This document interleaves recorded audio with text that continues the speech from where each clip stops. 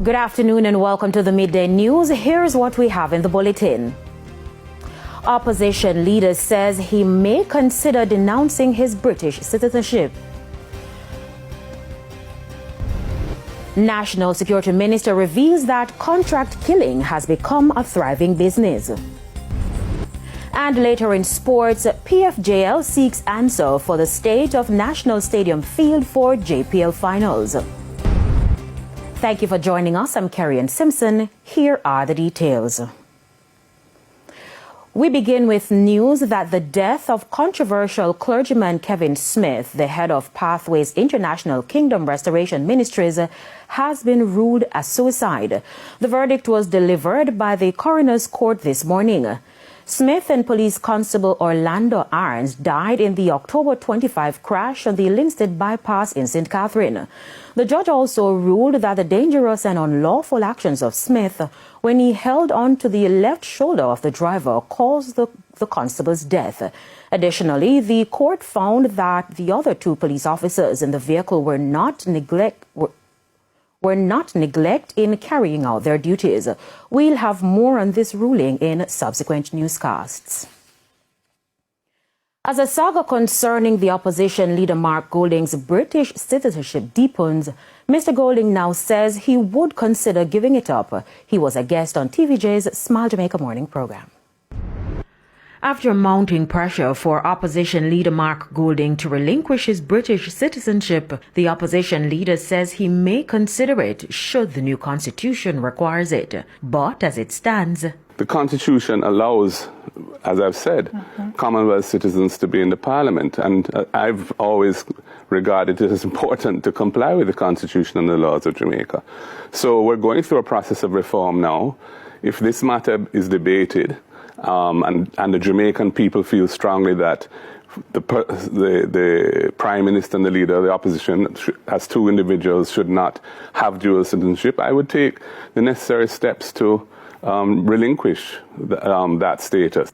Mr. Golding has described the saga surrounding his British citizenship as a distraction. He's convinced it's a personal attack on him. He contends that his citizenship status cannot be compared to the 2015 dual citizenship saga, which saw several MPs denouncing the U.S. citizenship. The Commonwealth are nations who were largely former colonies of the UK, but the US is not included in that. They have never been a member of the Commonwealth.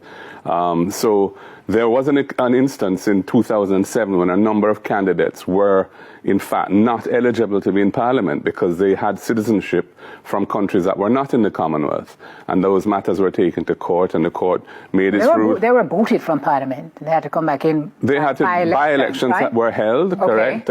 Some of them, I think they renounced their citizenship in order to be eligible. Right. He also hit back at Prime Minister Andrew Holness's comment that there should be no question by citizens that there is split loyalties. The PM is not really in a position to say that because the PM has sworn allegiance to the King. In 2021, he joined the King's Privy Council voluntarily and would have had to swear an oath or affirm an oath of loyalty to the King. That was a couple of years before he suddenly came on the train about decolonization and becoming a republic. So he's a flip-flopper on this issue. In the meantime, Mr. Golding has reaffirmed that his commitment is to the people of Jamaica. This whole question of renouncing, that status is something I've never considered before. And I'm going to think about it. But my initial position on it is I think it's an unreasonable request, given the current constitution that we have. But, it's something that I'm prepared to consider going forward. Human rights group Freedom Imaginaries continue to be concerned about the treatment of Haitians who arrive in the country. The latest batch came Monday, but the human rights group says it's facing a number of barriers as it tries to offer help. More in this report. Attorney and founder of human rights organization Freedom Imaginaries, Melania Lane, says Haitian refugees continue to be denied legal representation. On Monday, at least 8 Haitians were apprehended by the police after arriving in the island on a sailboat in the Hectors River area of Portland. They are now in police custody. Ms. Lane says she was denied access to them. I'm always denied access, and it's something that we have challenged, including in the courts. And so I'm hoping that the various actions that not be filed in court will have a chilling effect on what has been a practice of denying access to legal assistance.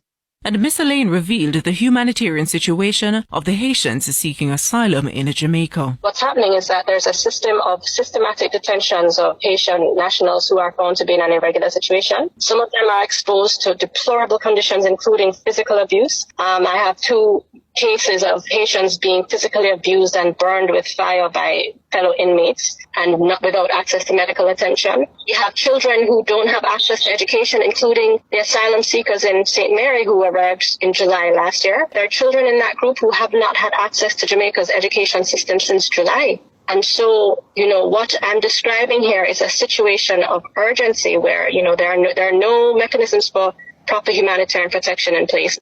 She also provided an update on the 6 Haitians in St. Mary who were denied asylum. Right now, as we speak, there's an interim order in place preventing the government from returning them until June 7th, which is 1 day after the application will come back before the court. Nakinski Robinson, TVJ News. The story this afternoon of a dark underworld that is thriving in the island and creating big problems for law enforcement. That is contract killing. According to National Security Minister Dr. Horace Chang, in a twisted way, young people are using the illicit activity as their so-called job. As Kalisha Williams reports, it's believed lottery scamming is fueling the activity. Some young people aspire to be lawyers, doctors, engineers, and most recently, social media influencers. But in the criminal underworld in Jamaica, another disturbing profession, as it's been called, is thriving. They retaliate, in this case, not by the gang walking into a community 5 or 6. They hire contract killers, which is the new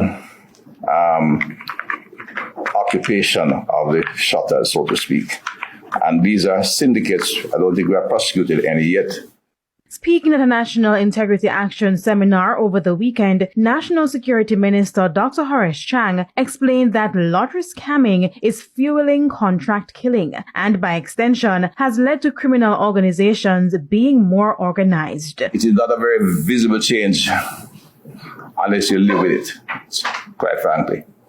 And it means every scammer who is skilled can form a gang because you're dealing with young individuals who are 15 to 20. They acquire huge resources. However, Dr. Chang explained that the police have been working above and beyond to disrupt the disturbing practice. And again, he's urging the police to use the full force of the law to root out contract killers. The DPP referred to the shooting of 3 individuals in East Kingston just last week. The week before that, there was 4 killed in West Kingston. And there sometimes my own concerns or a difference of opinion within the comments of my civil society people come up because it was an excellent piece of work by the police. And my only regret was that they didn't get all 6. But my friend in the JFJ reminded society that the police had 50 fatal shootings this year. Kalisha Williams, TVJ News. The St. Elizabeth police are investigating the murder of a 31-year-old female gas pump attendant. The deceased has been identified as Shireen Farquharson. Reports are that about 1 this morning, she was at home in Pepper District, St. Elizabeth, with her mother and brother when loud explosions were heard. It's understood that 3 armed men used forced entry to get into Shireen's room, shooting her several times. Her mother and brother escaped unharmed. The police were called and the body was found lying in a pool of blood with several bullet wounds. No motive has been established for the killing. Brace for more rain.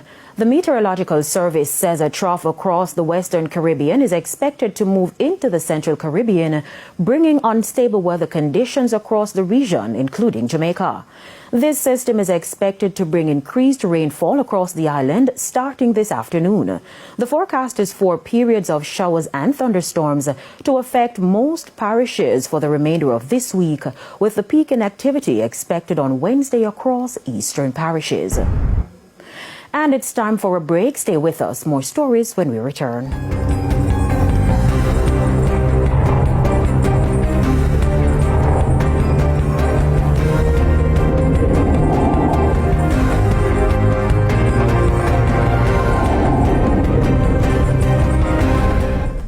Welcome back to the Midday News. Construction at the Linstead Health Centre has been halted after a stop order was issued. Chairman of St. Catherine's Public Health and Sanitation Committee, Sidney Rowe, said this was done because the necessary documentation was not submitted to the St. Catherine Municipal Corporation. Mr. Rowe says 2 weeks ago he was invited to visit the health centre to observe conditions at the facility. It was then he observed construction taking place. It's a public space. And as a government, we are to lead by example. So if we are going to be doing any form of construction within a public space, all the necessary drawings must be submitted and all the necessary recommendations must be sought from external agencies and departments, and the ultimate approval be given by us. He emphasized the importance of upholding regulations and has urged the Ministry of Health to comply with national laws. The Ministry of Health is no exception. They ought to adhere to the laws of this country.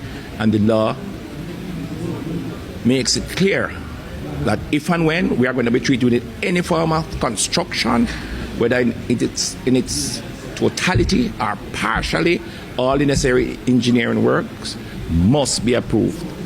Whether above ground or below ground or wherever, it must be approved. The Ministry of Health says there have been no deaths linked to the current warm temperatures. At the same time, Health Minister Dr. Christopher Tufton says it is likely to happen. While speaking recently in Clarendon, Dr. Tufton expressed concerns about persons who have underlying conditions. The heat would impact that, as the doctor said. In our case, when people are referred to the emergency tent, they are detained for a while, not forcibly, to relax, to bring the possibility of the blood pressure down, give them water to drink, look at their medical regime and whether or not they're on medication, whether they're taking it or not, and then from there another test is administered to determine what the true state of their position is. The health minister is urging Jamaicans to stay hydrated during this period. The heat is hard, as you can see in the parish and in the country. We had sent out an advisory on it. The fact is, the heat can damage your skin. It can affect your blood pressure, as was said earlier. It can make you sick. So we do say avoid it where you can, and certainly hydrate and rehydrate. And I would say with water, not with sugary drink, in order to counter the effects of the heat.